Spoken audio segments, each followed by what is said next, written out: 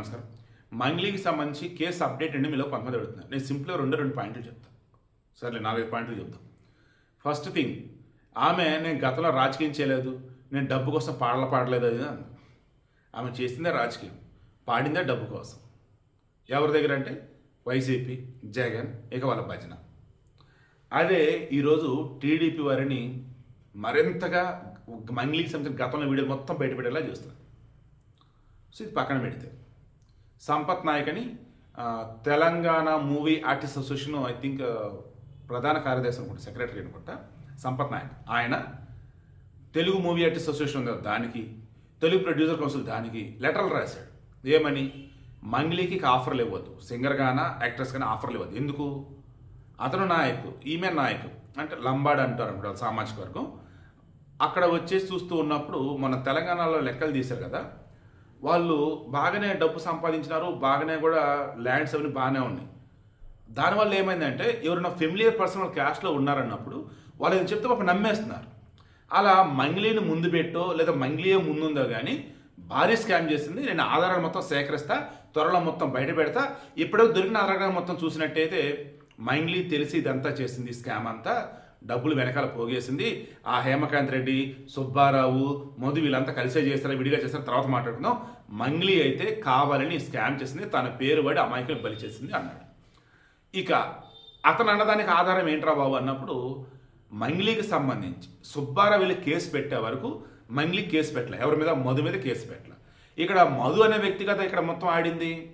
మధు, చౌహాన్ అనే ఇద్దరు, తర్వాత మంగ్లీ తమ్ముడు శివ, లైకిలా A5గా మంగ్లీ పేరు ఉంది. సో మంగ్లీ ఏం చెప్పింది? మొన్న కూడా క్లియర్గా ఇదే చెప్పానండి, నేను బాధితురాలని, నా పేరు పోయింది, వాళ్ళు బాధితులే, వాళ్ళ డబ్బు పోయింది. అంటే ఈమె పేరును వాడారు, ఈమె పేరును వాడుతున్నారని తెలిసినప్పుడు, అవతలకు డబ్బులు ఇవ్వకుండా మోసం చేశారని నీకు తెలిసినప్పుడు, ఇప్పుడు కాదే 2 నెలల నుంచి అంటే ఇదంతా జరుగుతుంది. 2 నెలలకు ముందు ఇమీడియట్గా వెళ్ళిపోయి పోలీస్ స్టేషన్లో మొదటి మీద కేసు పెట్టారు. బట్ ఈమె పెట్టలా.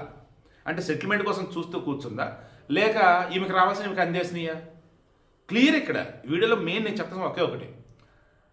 మధ్యలో వేణుగూడుల రిమైండింగ్ వాళ్ళు కూడా ఏంటంటే మంగ్లీ తెలుసు, సుబ్బారావు తెలుసు, ఎందుకు ఇదంతా అసలు ఏమైందంటే మాట్లాడని చెప్పి పాప మాట చెప్పాడు అంతే. సెటిల్మెంట్ అన్నప్పుడు మాట్లాడుకున్నప్పుడు వచ్చున్నాడు అంతే. బట్ చివరికి ఆయన లాగారు, చివరికి ఆయన ఏం లేదని చెప్పారు. Okay cool. ఇప్పుడు విషయం ఏంటి? మంగ్లీ విషయంలో గతమంతా క్రాస్ చెక్ చేసిన, ఇప్పుడు ఏం జరుగుతుంది మొత్తం క్రాస్ చెక్ చేసిన, ఈ సంపత్ నాయక్ అనే అతను ఈ తెలుగు మూవీ ఆర్టిస్ట్ అసోసియేషన్కి కంప్లైంట్ చేసిన, ప్రొడ్యూసర్ కౌన్సిల్కి కంప్లైంట్ చేసిన, బాధితుల వర్షం చెప్తున్నా, మొత్తం చూస్తున్నప్పుడు ఈ బాధితుల్లో ఉన్నప్పుడు వాళ్ళు ఇంతకుముందు మామూలుగా ఉన్నారు కదా, వాళ్ళు మంగ్లీ ఇంట్లో మందు తాగటం, ఆడ పార్టీలు చేసుకోవటం, ఇవన్నీ మీకు తెలియకుండానే జరిగినాయా? తెలిసే కదా.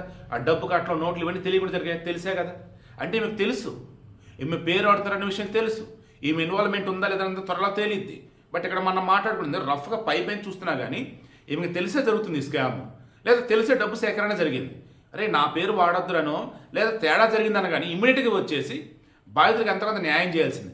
లేదు పోలీసుల దగ్గరికి వెళ్ళిపోయి అసలు దీనికి నాకు ఏం సంబంధం లేదు, నా పేరు వాడారు అని చెప్పినా అయిపోయారు. ఏది చేయలే.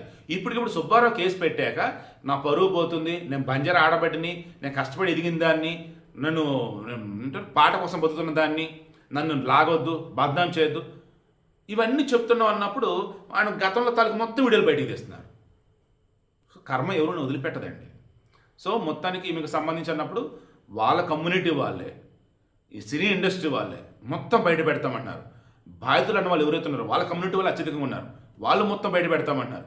ఇప్పటికైనా మీరు రియలైజ్ అయ్యి అసలు ఏం జరిగింది అంటే పోలీసులు కనుక చెప్పి అప్రూవ్గా మారిపోతే బెటర్. లేదా కెరీర్ నాది చాలా ఇబ్బంది అయితే పడవచ్చు.